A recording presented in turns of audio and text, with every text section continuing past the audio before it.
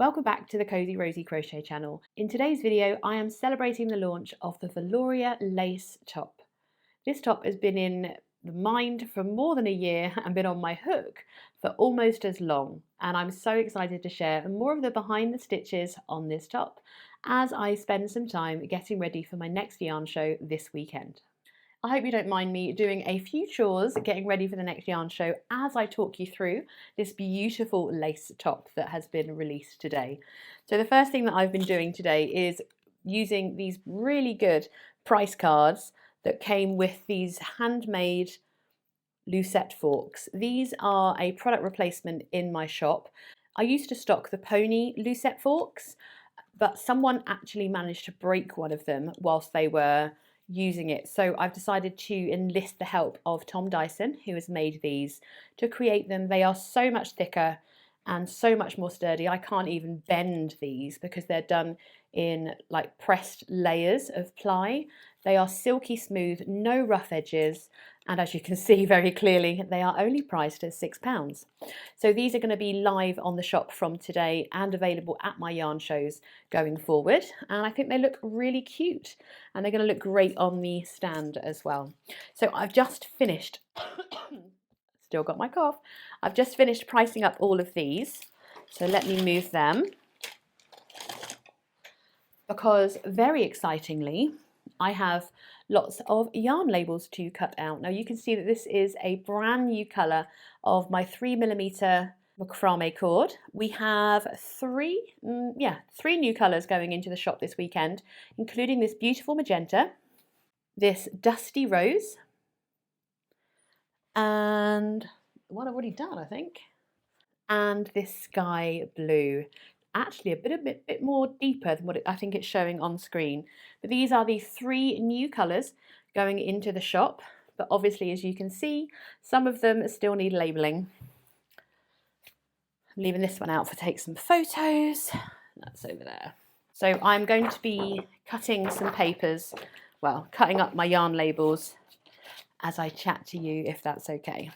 So yeah, I just print these out on normal card, quite a thin card, not too tough, because I want it to fit around the ball band nicely without causing, it to crease or anything like that as well. I'm going to do a few of these and then I will come back to you.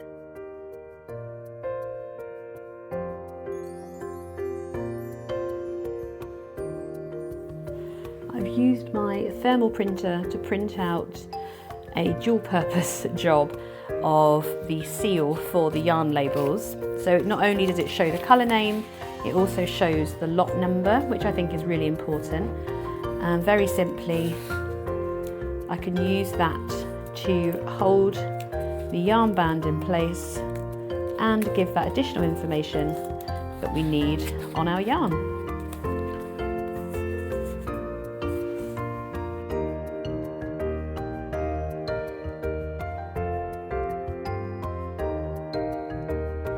So I'm just finishing up the last of the sky blue wraps, and trying to multitask at the same time is not a good thing, so I might not get very much of this done. I'd rather chat. So while I am doing some of these, let me talk you through some of the pattern development for the Veloria Lace top. So you're a bit too close, sorry, no offense. So as I mentioned in the intro, this is a design that's been on the hook for quite some time.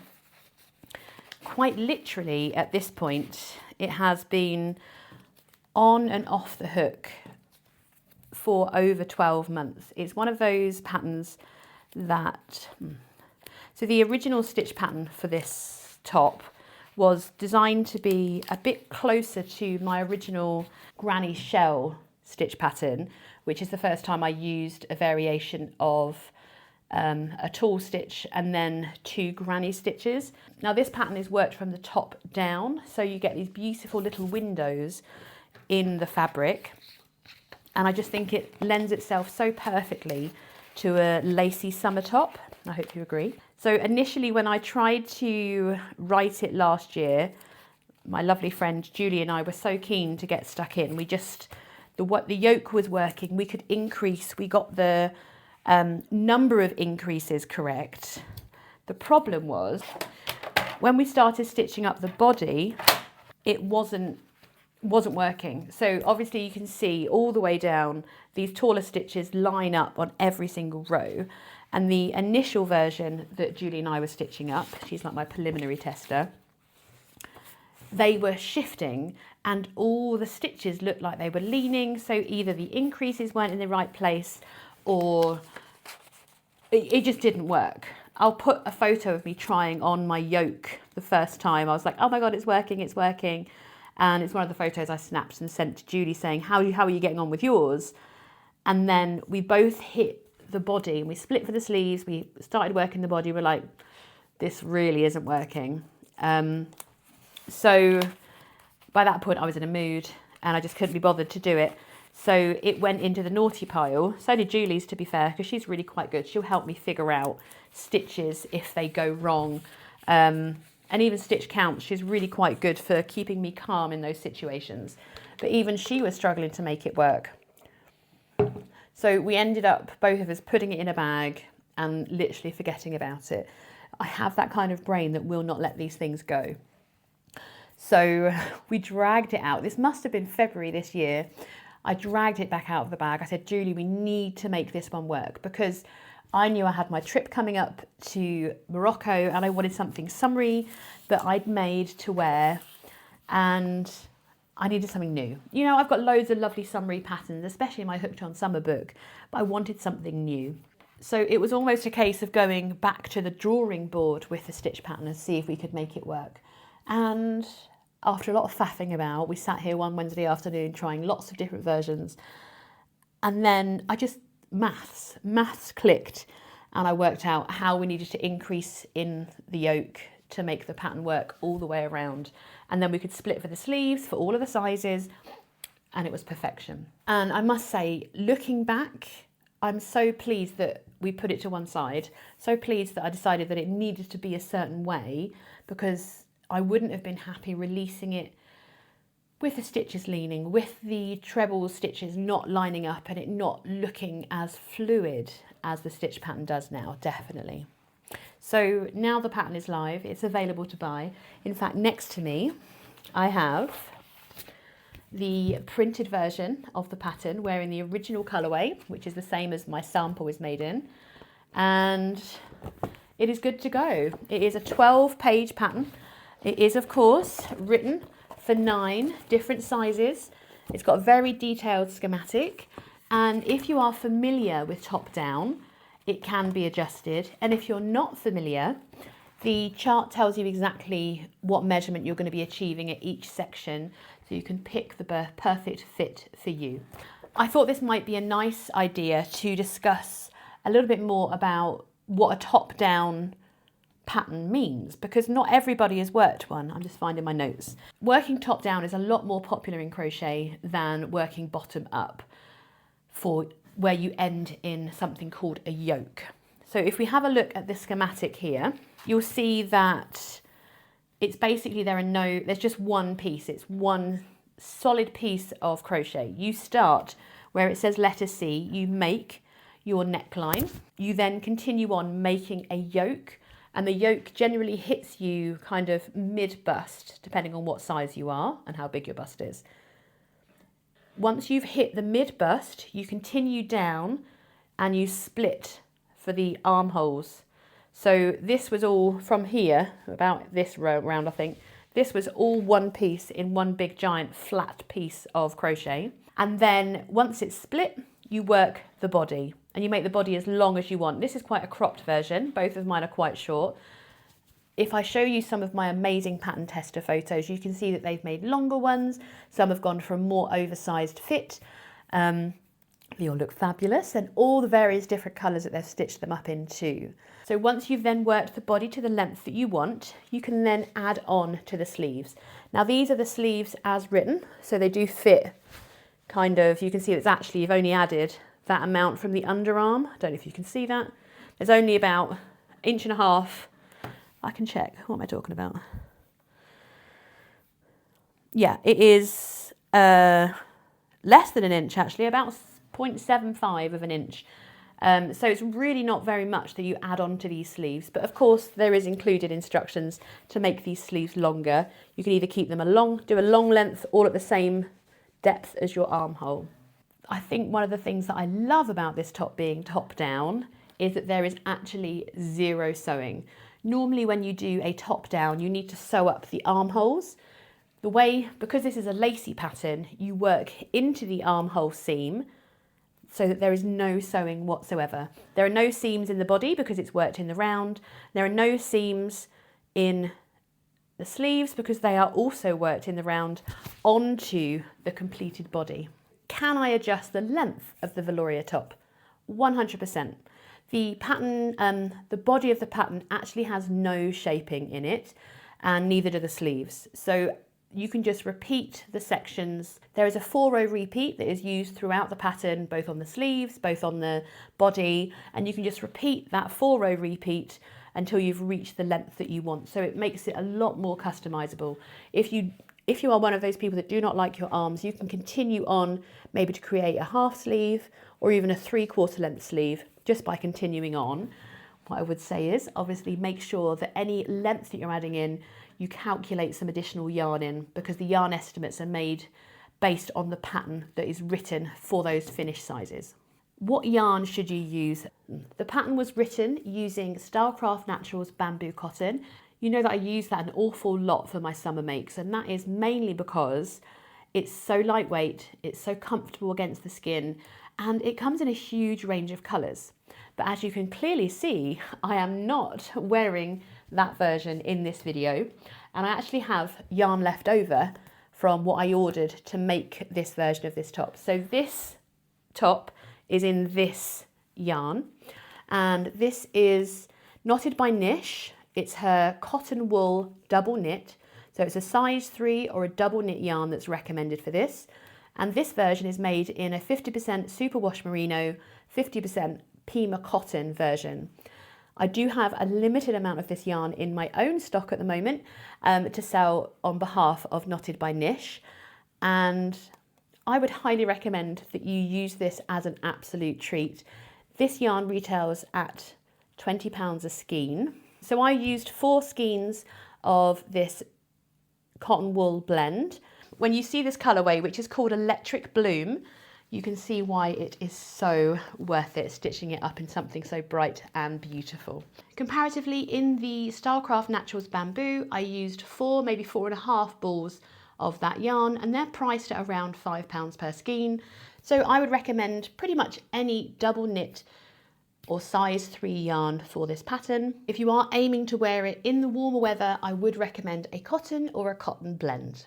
Now let's go into a little bit more detail about the sizes available that are pre-written for you in the Veloria pattern. The finished sizes come in size extra small all the way up to a 5XL, and that gives you a finished bust size between 34.75 inches up to a finished size of 64 inches. As you can see on the size chart here, there are lots of different sizes in between. It is of course up to you how you want to style it. If you want it to be a bit looser on the bust, you could go up a size. If you want it to be a little bit more fitted, maybe not, don't do that if you're in public, you could go down a size. There isn't a lot of variances because this pattern has been fully graded. There isn't a lot of variance with regards to the neckline width or the depth. Most people will be sitting about here with the neckline depth. I think the maximum depth is about just like 3 inches, which is what I've got here. So 2.75, which means that regardless of which size you're making, you're going to end up with this finished look. Of course, the most important thing is checking your gauge when it comes to making garments. There is an actual pattern for your gauge in the printed version of the pattern or the PDF, so that you can check the gauge that you're achieving accurately before you even start your pattern. Garments do take a little bit longer to make, and I would hate for you to spend a lot of time making something and for it not to feel comfortable enough or fit well to wear. I've mentioned in a couple of my videos that my patterns are available in both UK and US terms. I print the physical patterns in US terms and then the PDF you can select from either UK or US terms. So if you prefer to read UK terms, you can purchase that version of the PDF, and if you prefer US terms, you can either choose the printed 12-page printed pattern, or you can opt for the downloadable instant PDF. In regards to the pattern being beginner friendly, if you are comfortable reading patterns, then 100% yes. If you're not comfortable reading patterns, I keep saying this, I need to do a full tutorial on reading patterns. I will show you round 1 and the foundation on this pattern, for instance. So you can see that it says yoke. That means that we are working the very top of our pattern, so from the neckline down. So you can see that it's got chain, and then, well, it's got CH, which means chain, and then lots of different numbers afterwards. And each of those numbers represents one of the sizes, and they're given in size order from extra small, small, medium, large, extra large, 2, 3, 4, 5. There's then a comma, so that ends that instruction. So the alternative is you do foundation single crochet, and then you place the markers as the note and continue to round 2. So if you're working the beginning chain and doing a chain of 108 for the extra small, you continue on to round 1. If you're doing a foundation single crochet, you place the stitch markers as the note and then continue on to round 2. For round 1, you will then join the chain into one big circle to make a giant ring. And we're going to be working into our beginning chain. I always recommend working into the back bump of your beginning chain, because then there's no need to add any extra edging on this neckline. You're simply going to work 1 single crochet into each chain around and join with a slip stitch to the first stitch of the round, or in this case, first single crochet. So then you've got loads of numbers after again, and SC. So that is telling you the number of stitches you will have depending on what size you are working. As always, they are given in size order from extra small through to 5XL. So that's a very, very simple snippet. It's obviously quite an easy part of the pattern as well. And this pattern features a lot of stitch repeats and row repeats, because there is only a 4-row repeat in this pattern. And my top tips, if you're new to working in written patterns, is to translate it into full words. Take the time to take the words chain, and in your mind, or write it on there in pencil, write the word chain, single crochet, double crochet, treble crochets. The stitches are all listed in the abbreviations, and sometimes it's just taking that time to read through, making sure that you understand the instruction. Of course, if you're ever stuck, you can always reach out to me on email so that I can help you progress in making your very own Veloria top. It was an interesting one. One of the frequently asked questions I put in was, what season is the Veloria top designed for? And realistically, I suppose it is a summer top, but it would very easily work well layered. I can picture, especially this one and the green one, with like a really crisp white shirt underneath, like for autumn. Maybe a collar, you could have a long sleeve, or roll the sleeves up a bit, layer it over jeans. You could wear this with a summer dress. My favourite way to wear this version, and actually I think I did it on holiday, was with the blue version or green version. I layered it over a strappy dress. I'm not the most confident when it comes to my arms, and it meant that it was a lightweight layer that I could wear over something else that was summery to give myself a little bit of confidence to style it out well. So that seems to be, I mean, I haven't actually done anything, have I? I hope, as I continue on with all of my admin, I hope that this has answered some of your questions you may have with the Veloria top, and that you're keen to get your very own version. If you would like to purchase your own copy of the pattern, you can go ahead and purchase the downloadable instant print, oh my gosh, words. You can go and download the instant download PDF version from my own shop. That's always going to be the cheapest option for you. And if you prefer, you can order your printed copy of the pattern today so that you can have a physical copy and save your own ink and get this version here as well. I would love to know what your thoughts are with regards to what colours you would like to make your own Veloria top in. If you feel that making something in such a beautiful yarn is worth it, or would you make a kind of easy sample in something a bit more value friendly when it comes to your yarn choices before indulging in perhaps some beautiful cotton wool blend. A huge thank you for keeping me company while I get some of my admin done today ahead of the Midland Yarn Show. I've actually enjoyed having a brief chat with you and talking about this Veloria top. I'm really excited that it's finally out in the world, and I hope that you're going to have an opportunity to stitch up your own version in the near future too.